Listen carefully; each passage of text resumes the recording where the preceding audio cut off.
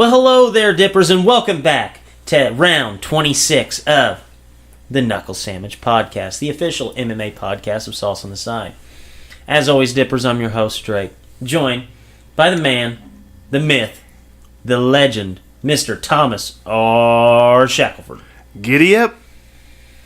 Mr. Shackelford, we have some stuff to discuss. We have the whole UFC 229 card to discuss, the aftermath, all the nooks and crannies of everything that we saw on the 1 million phones, iPhones, droids, Androids.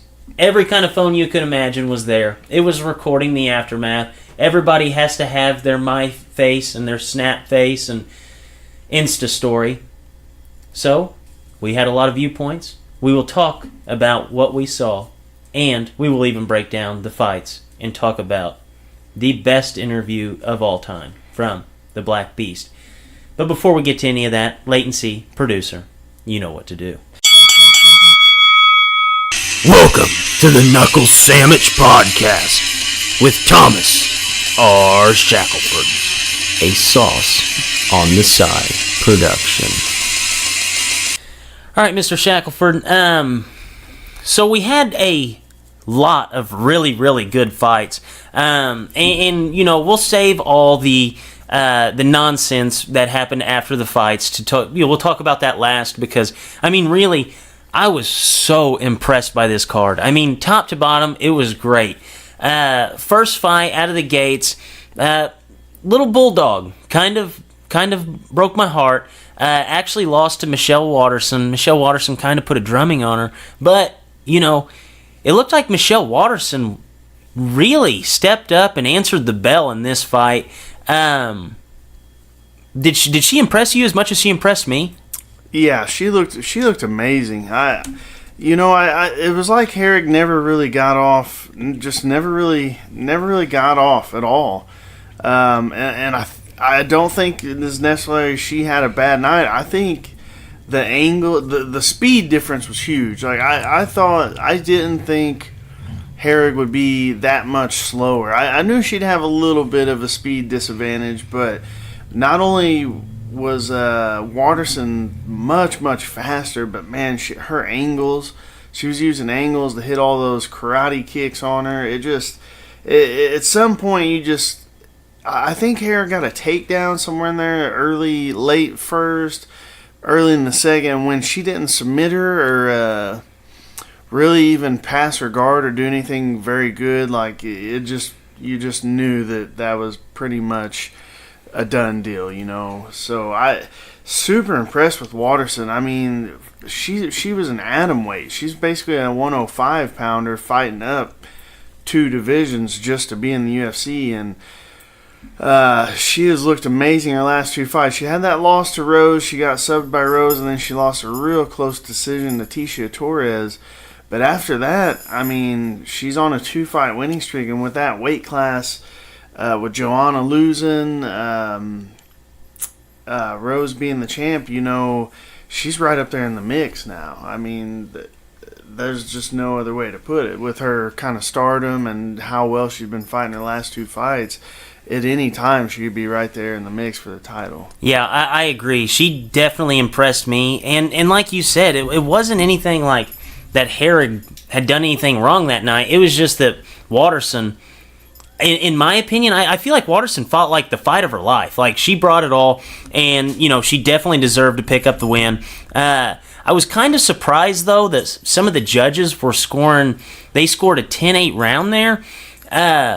But I guess with the new scoring systems and all that, like, I'm still trying to get accustomed to it. So it's such a fine line anymore. Yeah, I don't know if any of those really called for a 10-8. You know, maybe after all the good fights after that, I kind of forgot it a little bit, but I don't recall any of them being a 10-8 round. You know, she did kick her in the damn throat with that one kick. I mean, if you're ever going to give somebody a 10-8 round, throwing a throat kick in there might just sway the judge. Yeah, I agree. So we'll go ahead and talk about the next fight on the card. Possibly my favorite fight. and I don't even know if it was a favorite fight. It was basically like the whole entertainment of the fight. So it was Derek Lewis basically walked around the cage for 24 minutes and 40 seconds. It was a 3-rounder, so it was 14. Oh, it was 14. My bad. There's no way Derek Lewis will ever win a 5-round fight in 5 rounds. No. He walked around the cage for 14 minutes and 40 seconds and then throws a beastly right hand and basically puts Alexander Volkov to sleep. I thought whenever I was watching the fight with everybody kept talking about how Alexander Volkov was like hurting Derek Lewis and kept hitting him. I really think that he played possum. I really do. Because, I mean, did you notice how many times he kept grabbing at his eye? Well, when we were watching him, you kept saying that, and it really did look like that. Like at one point, he kind of looks at the ref like he got an eye poke, but then it was just a jab. He just jabbed him in the eye. And but he complained about that eye poke every single time he got jabbed. And I think what he was waiting for was Volkov to attack so he could throw that big bomb. Because there's no way Volkov pokes him in the eyes that many times. No, and it was just a straight jab. Yeah, it was a straight jab, and he was hitting him at distance. And he was using that distance well, like you had talked about Volkov doing so well. And he was just dotting him up, and I think Derek Lewis was really playing possum. I was listening to John Anik talk on Pardon My Take, and he was talking about how they were even speculating that Derek Lewis had a fractured orbital bone. So like, there's no possible way that he does if he's signing this fight with DC. I don't think that he was hurt at all. I think that he was just waiting for Volkov to move inside. Yeah, and kind of looking at when we were watching it, you even brought up the Marcin Tybura fight, and when you look at that one, it was a 3-rounder, and he finished it basically with about 2 minutes left in the fight, and then also the Shamil Abdurakhimov, it was a 5-rounder. He went with about 1 minute and 15 seconds left in the 4th round. He ended up finishing it. So we've seen a little bit of that before. I think the Travis Brown fight's the one where Travis Brown hit him in the belly, and he just dropped his hands and was holding his belly, and then he looked like he was hurt really hard to the body, just backstepping, and then he ended up knocking Travis Brown out. When they asked him after the fight, how bad were you hurt to the body, and he said, I just had to take a doo-doo. So I think that's just him. I just think that's how he fights. He takes some damage. He's just a normal guy. He's like, damn, that hurt. And then he waves it off and just keeps going. As far as, you can't break that fight down technically. I mean, Volkov just pretty much hit him with those stinging punches for 14 and a half minutes. And then all of a sudden, I'm going to say you called it a little bit because you did go against the grain. You did pick Lewis. But when we were breaking down that fight, you kept saying, but Volkov holds his hands down so low. And my answer was, he's 7 foot tall. He's got a real 5 foot long jab. There's no way he's going to let Lewis get in on him. And he didn't until, he probably thought, oh, hell, the fight's over. I just beat this dude's ass the whole time. And next thing you know, he's waking up with a black beast sweating all over him. Yeah. Okay, so I actually got... outside of this, I was talking to somebody. They asked me, who has the best, just who has the best right hand in MMA history, top 5. And I had to put Derek Lewis in there. I really do at this point, because you watch him and he just waits. It's not like he gets in any hurry. He doesn't even set it up, man. He just unleashes it, and if he hits you with it, you're not going to survive. No, it's a big right hand. It's a big right hand. I was doing a little research on Derek Lewis. Apparently, before he started his MMA career, right after he had gotten out of prison, he was actually training under George Foreman, and that's one of the craziest things I think I've ever seen. But I think George Foreman was training him. That's what I gathered. That's from everything that I was reading. That is what I got. That was maybe Foreman, he's like, hey, I fought this guy one time. He did this thing called the rope-a-dope. I beat the shit out of him for 5 rounds, and then he knocked me out. Yeah, I think he's using that strategy now. Do you give Derek Lewis a chance against DC? I do. I do too. We both have a little wrestling background. Size and strength, especially in the big guys, size and strength can negate a lot of technique when you're that big of a guy. And just physically, he's probably only about 4-5 inches taller than DC, but he cuts weight to get to 265. Even on this one, he told Ariel Helwani the day before he still had 10 pounds to lose. And when he weighed in on the official, I've never seen this before. When he weighed on the official scale, his shirt he had on was absolutely drenched in sweat. So he was sweating it out to just barely make 65. And DC's going to eat as much as he can just to probably do about 240. So we're talking a 50-pound weight advantage, and then also a big punch advantage. Now DC hits really, really hard, but I told you last week he was just on a show saying his hand was still, he couldn't grip anything, he couldn't wrestle, he couldn't punch, he couldn't even hit mitts. That was a week ago. So the whole signing of that fight it's a little weird. I think it's very bizarre. It's weird. I brought this up to you today. The USADA, because first thing you asked me is what happened with the Brock Lesnar fight. Well, we know now USADA no longer, when there's a failed test, no longer just puts it out there. They wait until their whole process is done. So it could be 8 months from now, whatever, Brock's not on that card. Well, why is he on the card? Well, he's got an injury. And then USADA drops it, hey, this is his suspension, we did this and this and this. So there's going to be a lot of speculation. It wouldn't surprise me if Brock failed a test and he's already off that upcoming card. So DC wanted to get another fight in at heavyweight, before long. So yeah, I agree. I think that's the only thing, because they haven't even mentioned the Brock Lesnar thing. Yeah. Like, they haven't even acknowledged it. Yeah, and this seems like a tough... a lot of people are saying, like, hey, that Brock Lesnar fight's a ton of money. There's no way he's going to fight before that to mess up that money, because if he loses, he ain't going to get that Brock fight. This seems like a tough fight to take. This is a gamble. This is a gamble. It takes some balls to fight Derek Lewis on, what's today? It got signed yesterday, October 9th. Less than a month. That's less than a month. That's crazy. And, Derek Lewis has to be extremely healthy, from this fight. Like, he couldn't have taken that much damage if he was going to take this fight. A lot of talk was the Derek Lewis post-fight, the post-fight interview. Everybody was just ranting and raving. Guys, this is Derek Lewis. Yeah. This has been Derek Lewis the whole time he's been in the UFC.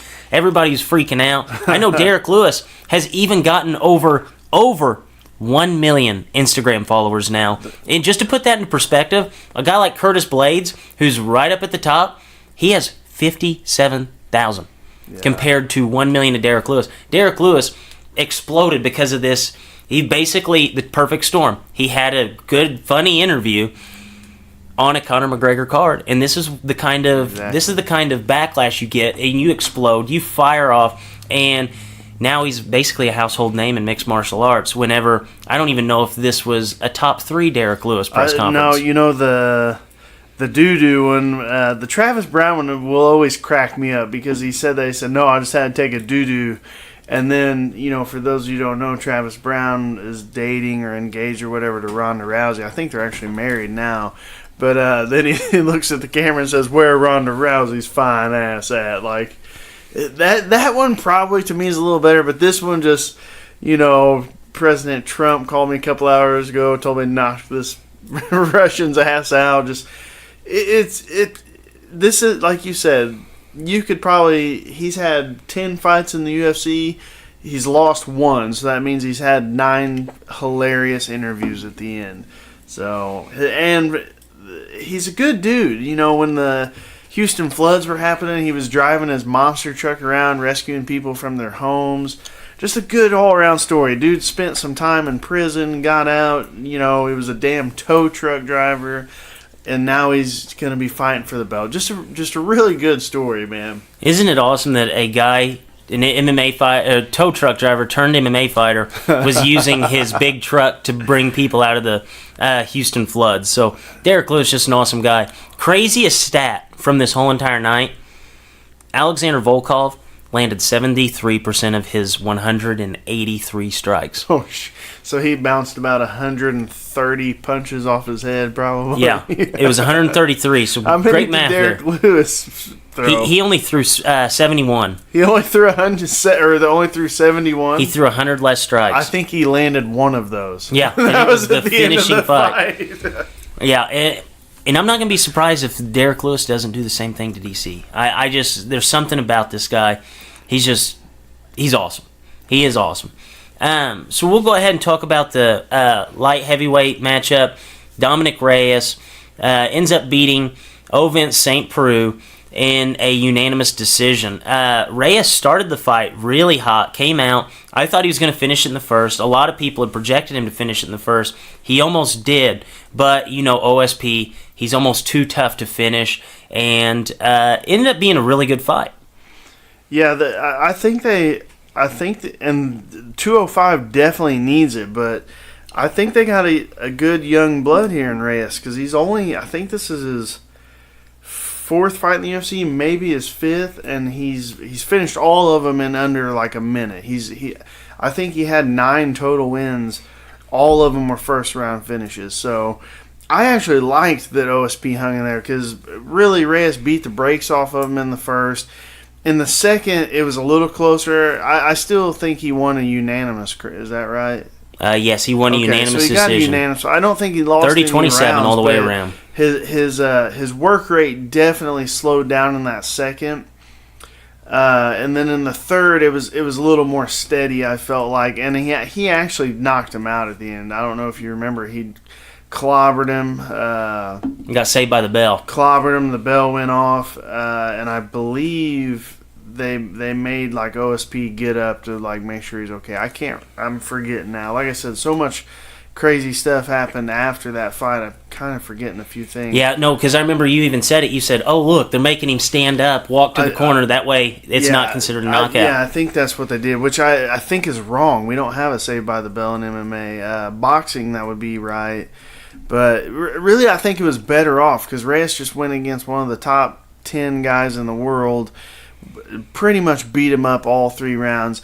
The 205 needs some young blood. Now you got Reyes, you got Anthony Smith, you got Jan that just fought a few weeks ago, the number 4 guy who we had no clue he was. Maybe 205's not as ugly as we think it is, but we don't know him yet. You know what I mean? Right. No, I would have to agree. But what was kind of bizarre about that is that there was no 10-8 scored in the first round there, which was actually a huge surprise to me. Yeah, he beat his socks off. I mean, he beat him from pillar to post that first round. I think OSP was counting on Reyes slowing down, so maybe he could sneak in there, and it just didn't happen. All right, so potentially we potentially had an upset. Anthony Pettis, Tony Ferguson, definitely a fight that I haven't really heard people talk a whole lot about. Basically, the story since this has been how you can't deny Tony Ferguson the title shot. Very, very fun fight. We knew it was going to be good if we got the old Showtime, and we kind of did. First round, kind of just run-of-the-mill Tony Ferguson, just the usual stuff we see out of him. And then in the second, Anthony Pettis actually got a knockdown, and, if Tony Ferguson wasn't so experienced in these situations, Anthony Pettis probably would have had a finish here. Kind of gets overshadowed because it was, the fight gets overshadowed itself because, Anthony Pettis wasn't able to make it off the stool for the third. Had a broken hand. Basically, his head was sliced in half. and Tony Ferguson picks up the TKO. What did you see out of both fighters here? And did you have as much fun as I did watching this fight? I thought it was awesome. Yeah, that had to be one of my favorite fights ever. Just not just technically speaking, but just kind of what it was. Tony coming off 5 months ago. I mean, if you really wrap your head around that, he had surgery 5 months ago. Not he had a small injury, or 5 months ago he was cleared to train and his injury was a year ago. He tore and then had surgery on his knee 5 months ago, and he comes back. Just the situation surrounding it, and then the fight. Basically Tony didn't look like he was moving. He didn't look like he was moving quite as well as what he used to be, which was be expected. And then Pettis hit him with a couple really, really hard kicks right to that leg, which, man, that's some killer instinct right there, just going right at the dude's leg. And back and forth, but the first round just back and forth, really close. Second round, like you said, Pettis ended up dropping him. Basically, the game plan I feel like Pettis was going with was to use his boxing instead of his real hard kicking game. And it paid off because he knocked Tony down. We talked about Tony's really, really hittable. He gets hit in a lot of his fights. He gets knocked down in a lot of his fights. And just like we kind of called, I didn't see Tony staying down when he was knocked down. And Pettis hit him hard, dropped him hard. Probably would have got the finish, but Tony kind of does that. He basically just runs away and then does somersaults where the guy can't really get a good beat on his head. Ended up getting in some guard action there. And then, like you said, just the tidal wave. Tony Ferguson's more like a tidal wave. He's not as strong in the beginning, and then he just kind of builds and builds and builds and builds. And really, the more the guy tries to hurt him, it's almost like Tony comes at them even harder, because they are just like the leg kick right off the bat. Pettis hits him with a really, really, really hard leg kick right to that bad knee, and then Tony just goes right after him. He's fun. And like I said, he's a tidal wave. The Tony you get at that first, that's just the peak of what you're going to have to deal with by the end of it. Whereas I definitely like that for him. I think that's because the best it builds, and then it never slows down. It just wipes you out. It gets worse. Yeah, it gets worse. Like I said, the Tony at the beginning of the fight is not as good as the Tony 15 minutes or 25 minutes in. Yeah, no, Tony Ferguson, man.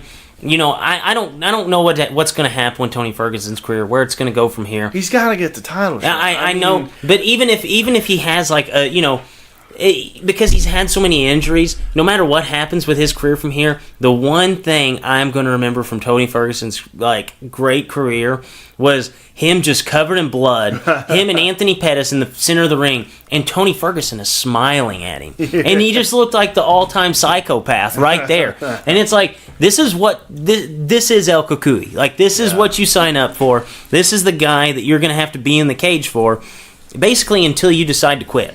Yeah, somebody, I forget who it was at the house when they were watching, they're like, that dude looks like some kind of scary gremlin or goblin. I can't imagine fighting a guy that looks like, he's straight out of Mordor, covered in blood, just smiling, coming at me, throwing those elbows. He's a freak, man. He's a freak. I think they gotta give him. I think they got to give him Khabib next. I mean, the dude's the champ. He was the champ. Conor was the champ. Khabib was the champ. We had a 3-way tournament here. Khabib has beaten Conor now. But I think this will be like the 7th time they've scheduled this fight. Each guy's had to pull out. One, it was a and then Khabib twice.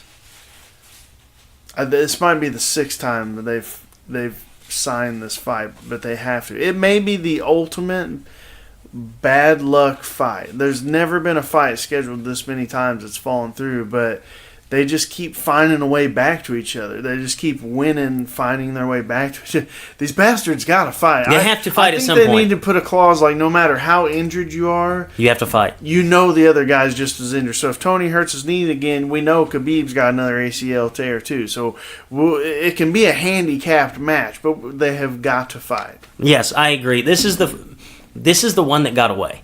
This really is. Yeah. To me, so kind of aside from everything you ever watch The Notebook? Yes. This is Khabib and Tony Ferguson. This is their love story, man. I think they've got to meet up. They have to end up together. Like, no matter what happens, through thick and thin, they will power through, and ultimately they're going to have to fight. Like I feel like this is, kind of like the Hagler, Hearns, Sugar Ray Leonard. You know what I'm saying? Going on between Conor, Khabib, and Tony, because aside from all the other stuff that kind of sold this fight, Conor and Khabib they're two of the best. They're the best 155 pounders ever, meeting at the prime of their career, their ages. That just doesn't happen in combat sports a lot. A lot of times guys, will use Floyd Mayweather. Pacquiao was around for years. Floyd could have fought him any time. He waited till his ass got old before he fought him. That happens a lot. These dudes, Conor and Khabib, and even Tony's in there too. He's trying to get those fights. It's historical to me. Like, I look at it, I think 10, 15, 20 years down the road, we're going to look back on this and be like, oh shit, you remember that night that Conor fought Khabib and Tony went insane, and then the next card you got Khabib versus Tony. Like, I feel like that's going to be, and that's kind of how the Hagler, Hearns, Sugar Ray went. Hagler and Hearns fought, Hagler knocked him out, then Hagler got Sugar Ray, who at the time was really known as the best guy. So see, you want to compare it to fighting. I'm a love story, man. So like the way I see it right now is Ryan Gosling, right? Yeah. I know him. So I feel like that's Tony Ferguson. He's been just building this house. No matter what happens, he's just building this house up to reel Khabib back in. He's working on his body. He's building this house, and then Khabib is kind of like what was her name? From hold on, who the female like from we got to get the producer. The female from The Notebook. Rachel McAdams. Rachel McAdams. Yeah. Okay, I remembered it before the producer did. So Khabib is kind of like Rachel McAdams. He, about settles down with this really, really rich guy in Conor McGregor. And that's awesome. And he almost settles down with that. And then, one thing happens, and maybe the rich guy doesn't look as good anymore. And this guy's been working on himself, working on his house. And then, boom, here we go. Now we have the love story. It's that easy. Now we can, yes, it's that easy. Now we have the fight. I'll take it. I hope it doesn't make me cry as bad as the Notebook did. Yeah, but I feel like once all these guys are washed out of the MMA, we will be crying because we don't get this love story anymore. We'll miss them bad. When the story's over, we'll all be crying. I agree with that. Good analogy. So, fight the night we were all waiting for, the fight we were all waiting for, Khabib versus Conor. Khabib picks up a 4th round submission win. What were your initial thoughts on the fight? I thought it was an amazing fight. I don't think it was a wash. Conor had his moments, and he did really, really well in some areas, even when Khabib was doing well. Just without being a fanboy either. Fanboys for Conor are going to say one thing, fanboys for Khabib are going to say another. Just for me, from the technical aspect to the entertainment value, everything from the walkouts, it was an amazing fight. I mean, they walked out, they did the dry ice thing. That wasn't dry ice. Well, that was Derek Lewis and Joe Rogan. They went and filmed that podcast. They were smoking underneath the ring. Well, they had the hashish smoke. That was awesome. They had Khabib come out. Man, just what a good fight. Round one started Khabib with a long shot, and like we talked about, he's not very good at taking people down in the center. And that was proven. Conor really fended it off really, really well. The mistake he made, we kind of went over it. Basically ended up in a spot where he should have transitioned to a more jiu-jitsu, where he had the leg, he crumpled Khabib over, and he was actually on top of Khabib, whereas if he was a really, really, really good jiu-jitsu player, he would have just taken the back and kept Khabib's arm with him. Really what he needed to do is just sink down like a sack of potatoes on top of him and just sit there until Khabib broke his grip. But instead he kind of let his hips off and back, and Khabib still had that grip, and that's when he was able to switch it to the double, put him on the fence. But once he was there, I rewatched that fight round. Khabib didn't throw a single strike. I think there was like 2 minutes and 20 seconds left. So over half the round, he didn't throw a single strike, where Conor the whole time had his arms in. I was a little wrong. I said he didn't need to use a guard. He actually used a butterfly guard pretty well, a little mix of a butterfly and a half guard, keeping Khabib at bay there and keeping his hands tied up. That round, I mean, Khabib won the round because of the takedown and the control on top, but really it was like a draw round to me. But it was almost like a body shot in boxing, because Khabib he was putting water in the basement there. Even though Conor did a really good job of not getting hit and not getting advanced on in position wise, just in that static position, his arms, his upper body started filling up with blood. Round 2 was the most shocking. They're kind of back and forth on the feet a little bit, and then Khabib fakes a shot, I believe, and hit Conor with that insanely fast overhand right. Drops him, just kind of a flash. And I won't even say a knockdown, but he sat him down real quick. He got up. There was some little striking exchanges in there. Khabib takes him down, gets on top, and just goes ham on him. And now, when we were watching it, Herb Dean started getting a little close, but Conor was pretty much deflecting almost all those off his hands. He was moving well. He was deflecting them really well off his hands. I didn't really feel like he was in any danger of getting stopped, but the ref was getting kind of close. I think that's the round. There's been videos where I think Khabib was yelling at him, "Let's talk now, let's talk now." And Conor's like, "It's only business. It's like you piss off the neighborhood bully really, really bad, and then he starts thumping on you, like, oh shit, man, I'm joking." Yeah. So actually, another thing in that round we talked about on our breakdowns, when he was on top, another people are complaining about Conor was like he was grabbing the gloves on the inside. He was pulling on the shorts a little bit. He was putting his toes in the cage. Those are all games. Those happen in every single fight. Every single fight that happens. But at one point, Khabib had a really nice looking Kimura on Conor, and I thought, man, he's probably gonna break his arm. And I think Khabib started. I think he was saying, "Where's Dana?" I think he was gonna look. He was looking around for Dana. I think he was gonna do like old school kumite, like break his arm, like looking at Dana in the eyes type thing.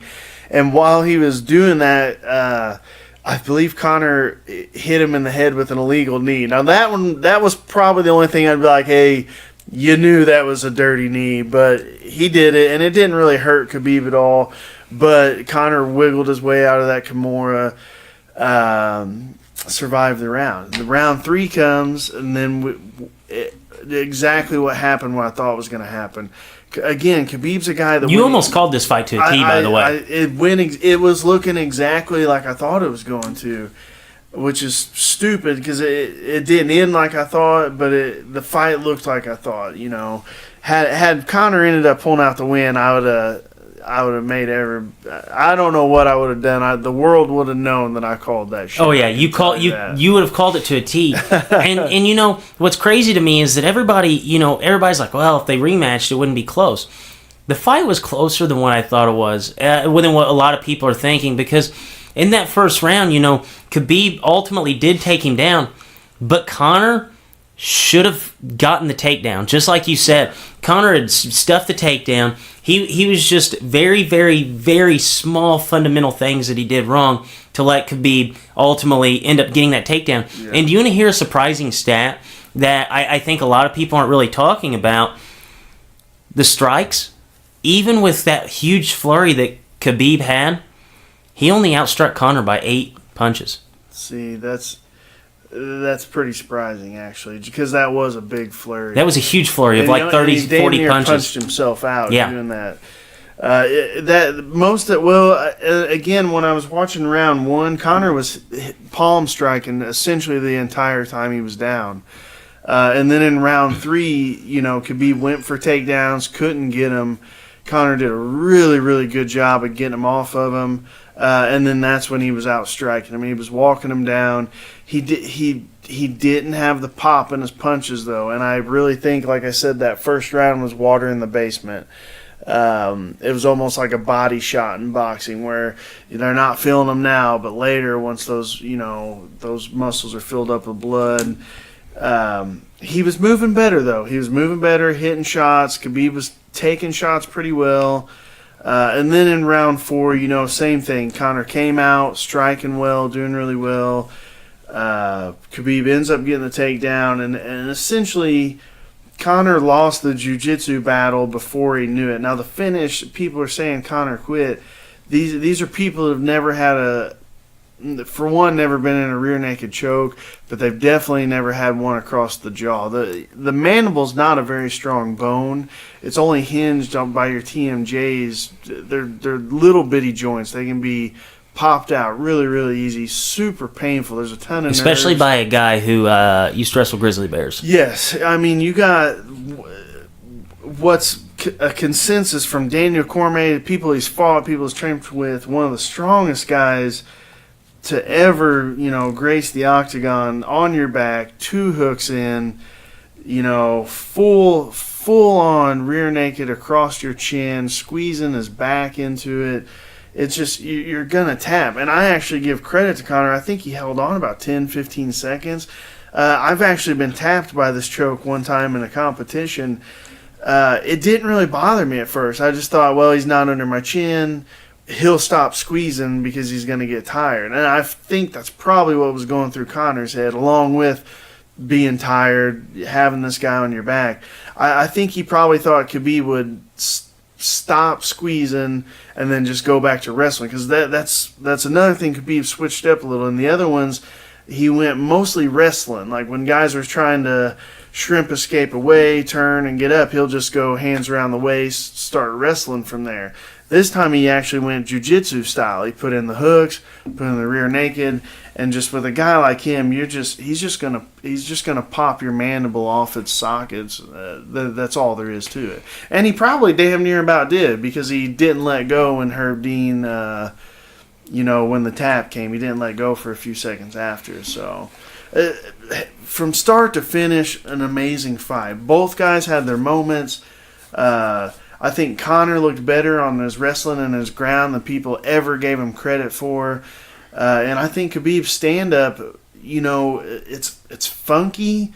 He closes his eyes, his head's straight up in the air, but he's still not easy to hit. And I still think that's from what I said, is he mostly is backpedaling backwards. And it's really hard to hit a guy when he's that far backwards, So just a great fight, man. Just a great fight. And from I even watched the prelims from top to bottom, a great card. I really think this will go down as one of the better cards in history. Just Michelle Waterson having a breakout performance, Derek Lewis and his insanity, the young gun Reyes stepping up, beating the old vet, and then Tony with that amazing comeback story. It was a badass card. It's unfortunate that it got marred at the end. Right. So we'll talk about that a little bit. So we won't even really dive into it that much, because if you didn't see it, you obviously have never paid attention to MMA, and I don't know why you're listening to an MMA podcast. But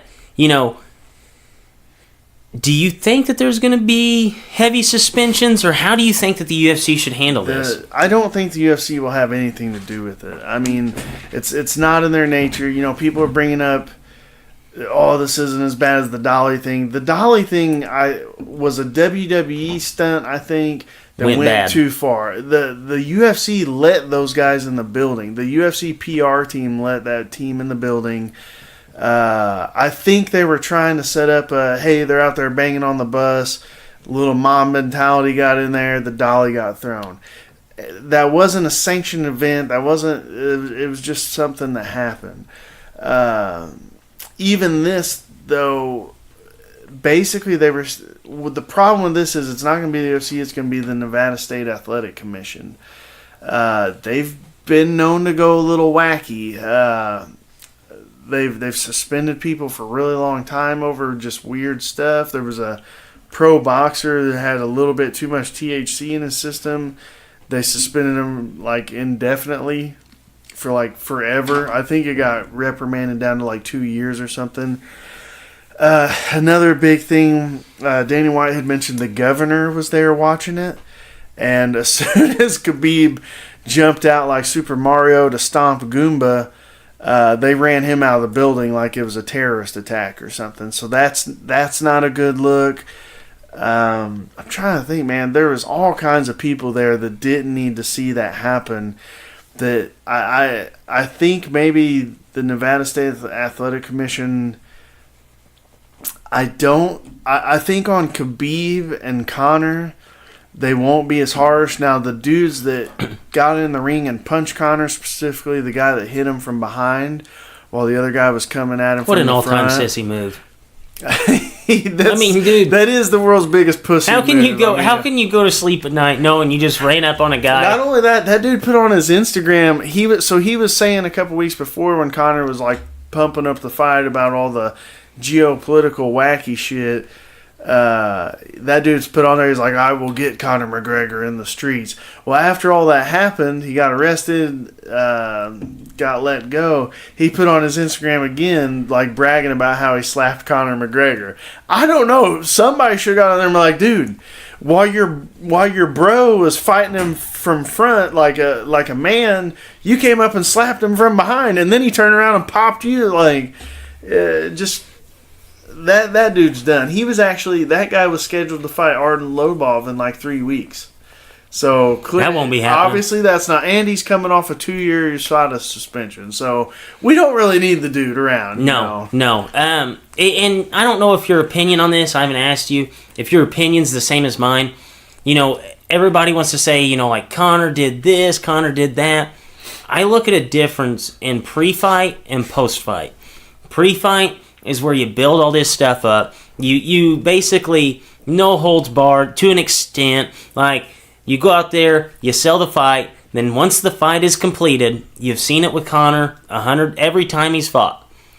As soon as the fight is over, he is no longer trying to sell it. Yeah, he's no longer trying to sell the fight. It's just respect to that guy, whatever. You know, on to the next one. He's always been super humble and gracious in victory or defeat, specifically defeat. You remember whenever he lost to Diaz, like that fight was a super quick turnaround. He knew he kind of had to sell it. Diaz wasn't going to do a lot of selling, so he started, poop talking a whole bunch, and that's how that one sold. But as soon as he lost, it was, Nate got me good tonight. Hopefully I see him again. And I suspect it pretty much has been the same thing, Good smack, let's do it again. Yeah, that was what was kind of disappointing to me about Khabib was, for me, where stuff like that crosses the line is when you hold a submission longer or you punch longer after the ref stops you. I don't like that. Like, no, neither do I. It takes it from prize fighting, which this isn't martial arts, this is prize fighting.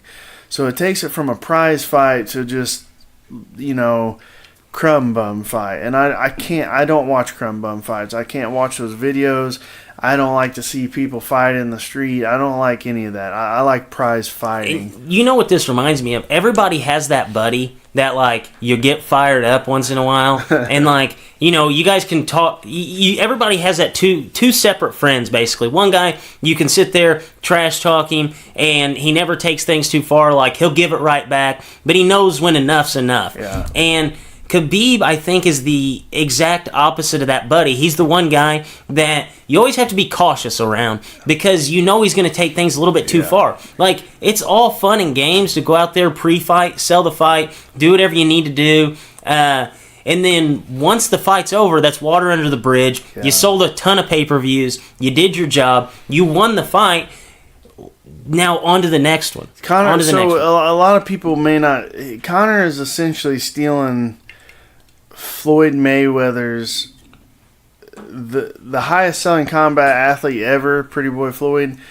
Conor's just basically playing by his rules. This was kind of back in the 90s. A lot of you young pups won't know, but there was a lot of beef between Floyd Mayweather and Mexicans, like all Mexicans. Anytime he'd fight a Mexican fighter, he would... I think one fight he came out to like a salsa dance and wearing a Mexican sombrero and poncho and stuff. Like, that was how he sold fights. The Mexicans, if you know anything about Mexicans and boxing, Mexico, like, they're known as the most tough, the most tough, biggest heart fighters ever. If you watch this card, you would know that. What did Tony Ferguson say as soon as first thing he said out of the presser? He said he's one tough Mexican. No, that's exactly. It's respect from one guy to the next. Yeah, I do think this had a little bit more. You know, it's really Khabib and those guys started. They're the ones, they cornered Artur Lobov over some political stuff within their country. Slapped him around a little bit. That's when Conor came over. It was just, it's both guys' fault that this happened, really. But the escalation ended, I think, for McGregor as soon as the fight really started. As soon as the fight started, it was going to be over. Whereas Khabib, all that shit got to him, but he didn't really show it, you know, until post-fight. Because you've seen a ton of camera angles by now. There's one in particular that's got it panned out from everything. You know, people are saying Dennis was yelling stuff at Khabib. Well, then Kavanaugh went on Joe Rogan and said he was standing right next to Dennis, and he said he couldn't see Dennis, but Dennis definitely didn't say anything to Khabib. But then when it shows the camera, he kind of like beckons him on, like waves his hands in. But that happens all the time in corners. You know, Michael Bisping spit on Jorge. Oh man, I'm forgetting his name. He was a really good fighter. Fought for Sidio Tong. I can't remember his name. But after the fight was over, he threw his mouthpiece at him, spit on him, got in the corners' faces, and this didn't happen. You know what I mean? So when he jumped over that cage to stomp on Goomba Danis, who, by the way, I got more respect now for Danis, because when the eagle came flying over that cage, he just went right at him. And I think even Ali, the manager, was punching Danis in the head, and Danis was punching him in the head. You know, so that happened, and then you got the people saying, well, Conor punched all those guys first. Well, people are breaking it down now. Like, Conor kind of jumped up on the cage. The other dude came in, which is Khabib's cousin, grabs Conor by the foot, and then, like, he jumps up, so then Conor punches him, and they punch each other. Well, then he gets down. The other guy jumps in. Conor and him are looking each other dead in the face, kind of punch each other simultaneously. That's when Redman jumped in and started slapping Conor behind. It was a bad scene. I feel like overall this is going to be good for the UFC. You know, this is going to be good for the UFC. But for me, I don't want to see that stuff. I've seen it before. Fights. There was a fight in Memphis and Strikeforce where the Diaz brothers got in a fight with Mayhem Miller. In the cage, just a big rumble. That was a pretty wild one, you know. There's that video of backstage Crazy Horse getting choked out by a shoot box guy with like Vanderlei and a bunch of guys basically refereeing this little street fight in the back. So this isn't anything new. It's just this was the biggest fight in MMA history, probably the most watched MMA fight. and this happened, And it's a bummer for Khabib because he's always known as the super respectful guy, who now it kind of ruined his moment for him. He just beat the best guy in the world, the most known guy in the world, and he didn't even get the belt put on him because Dana White was scared they were gonna freaking riot and throw shit on him. And when they left the ring, they did start throwing shit on him. So kudos to Dana White for reading the room and being like, we better not do this. It about looked like an old ECW where they're throwing the chairs from the rings in. Oh, yeah. You remember that ECW, the hardcore wrestling back when WCW and WWF were prime? There was an ECW for the sick-minded individual. I think it was like Sabu or somebody, wrestling somebody that night, and every audience member ended up throwing in their metal folding chair into the ring. That's hilarious. They about had that. Yeah. So I don't know about you, but so in case you guys haven't gotten any notification or anything like that, Dustin Poirier pulled out of the fight against Nate Diaz. So I don't know about you, but I think that this sets up perfectly for the UFC. For Tony Ferguson to fight Khabib, Conor put his trilogy fight, put it to bed, finally, at 155 against Nate Diaz, where the fight should have been the first two times. And now you set it up to where you basically throw a four-man tournament that the world will be tuned into. You get Conor McGregor versus Nate Diaz, and then on the other side, you're getting Khabib versus Tony Ferguson, and then the winners fight for the title shot yet again. So I think this is ultimately, I said that Conor needed to win for the UFC, but once Poirier pulls out, Nate Diaz says he doesn't want any other fight. Nate Diaz, I think he's sitting back thinking, I can get that trilogy fight with Conor, get that big payday, and then let Khabib and Tony Ferguson kind of do their thing, and then we'll fight. Everybody basically will fight everybody at the end of this, and we'll see four guys in their prime, which we rarely get to see, all of them fight each other. What are your thoughts on that, and do you think that that's going to be something that the UFC is going to explore? Yeah, I think Khabib and Tony's got to happen. The Conor and Nate, I don't know how they'll work that out because Nate's been notoriously hard to work with as really as any fights go, but particularly as of late he's been hard to. I'm sure they could have found somebody to fight him on New York, but he decided not to. I think they'll hold off on the Nate trilogy because no matter what happens with McGregor, that fight's always going to be there, and that's always going to be a big fight. So I could see McGregor getting somebody else, to maybe even a Poirier again or I'm not really sure where they put him in at. I'm not really sure where they put him at. At this point, McGregor's sold all the biggest pay-per-views. I don't think that this will be his last fight. I don't think he's the type of guy that'll leave off of loss like that. But I don't know that Diaz will want to play ball getting that fight. You know what I'm saying? I think he'll look for the Poirier fight again. I think because stylistically, Poirier's a way easier matchup for him than McGregor. Because if you look at both Diaz fights, McGregor knocked him down probably 5 or 6 total times in both fights. Diaz, I don't think actually knocked him down in any. The one he stung him really bad, he shot a bad shot and then got tapped out. So I think that's a tougher fight for him than Poirier. Another lightweight fight that just got signed the other day was Iaquinta and Kevin Lee. So you kind of got those guys kind of waiting in the wings too, which I think Kevin Lee's a horrible matchup for McGregor. Who knows what's going to happen, man? What if, think about it like this, what if Nevada decides, because they're still holding Khabib's paycheck. They haven't paid him for his fight. They're holding it. What if they suspend him for a year? Then they're going to take the belt from him, and Tony's going to have to fight someone, That would be an ultimate bummer. Who knows? That's the other thing about that whole.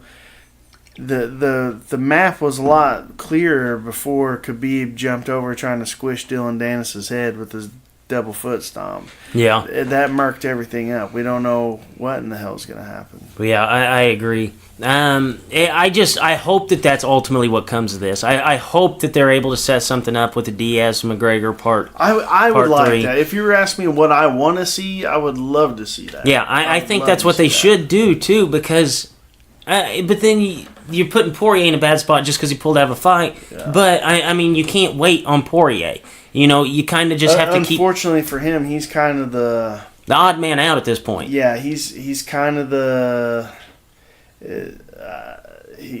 his Cinderella story just turned into a pumpkin because him beating up... Say he does beat Nate Diaz in New York just 3 weeks after all these big fights... That really could have been his Cinderella story chance to get that title. Now it's turned into a pumpkin. Yeah.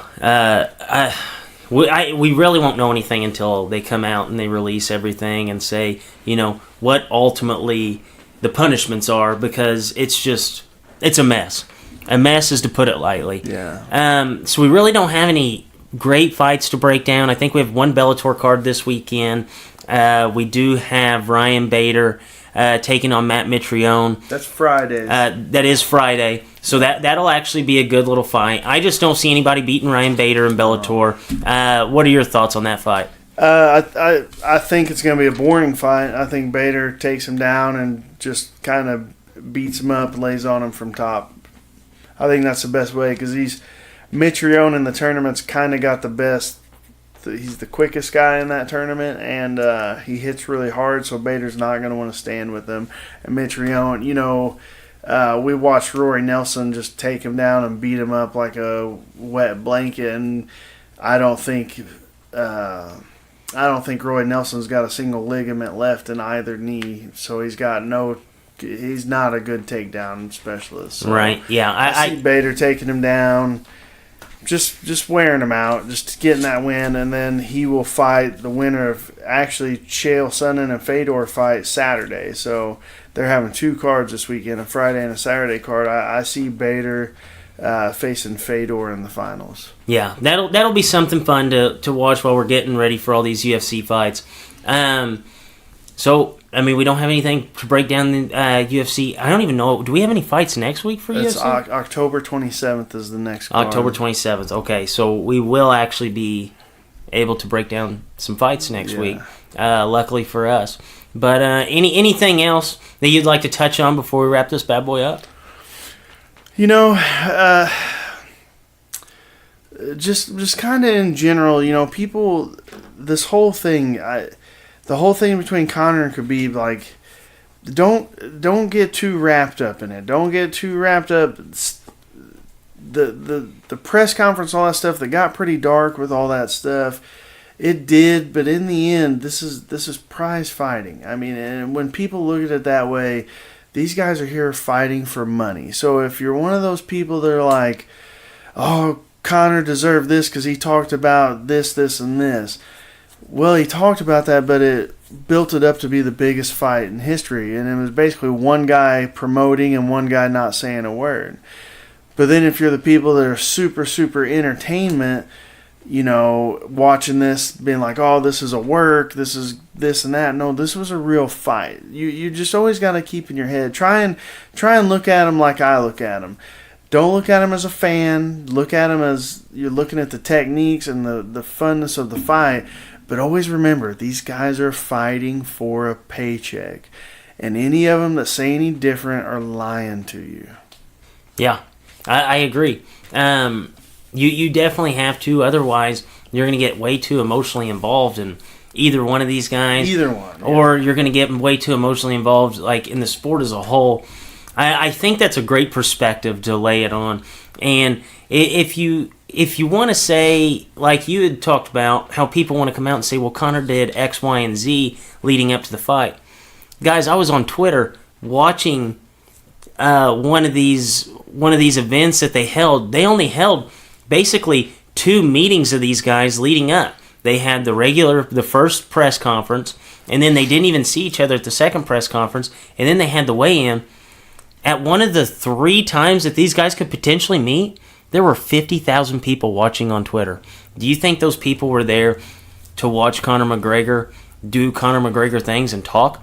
Absolutely. If you can draw 50,000 people just off of one social network's live stream, you're selling the fight. And I agree with you. You can't get too wrapped up in the Conor McGregor trash talk. You can't get too mad at Khabib for what had happened afterwards.